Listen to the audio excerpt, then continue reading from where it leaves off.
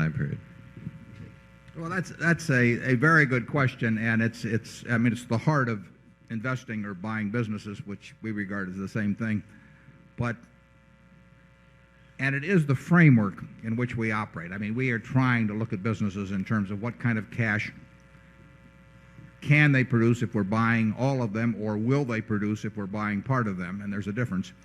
And then at what discount rate do we bring it back? And I think your question was how far out do we look and all that.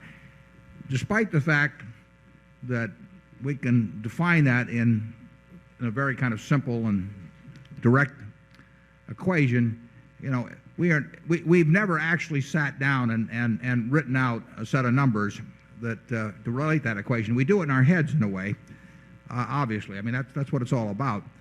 But there's no piece of paper, and there never was a piece of paper that shows what our calculation on Helzberg's or See's Candy or the Buffalo News was in that respect. So it would be attaching a little more scientific quality to our analysis than there really is if I gave you some gobbledygook about, well, we do it for 18 years and stick a terminal value on and do all of this. We are sitting in the office thinking about that question with each business or each investment, and we have discount rates in a general way in mind, but we really like the decision to be obvious enough to us that it doesn't require making a detailed calculation, and it's the framework, but it's not applied in the sense that we actually fill in all the variables. Is that a fair way of stating it, Charlie? Yeah. Berkshire is being run the way Thomas Hunt Morgan, the great Nobel laureate, ran the biology department at Caltech. He banned the Frieden calculator, which was the computer of that era.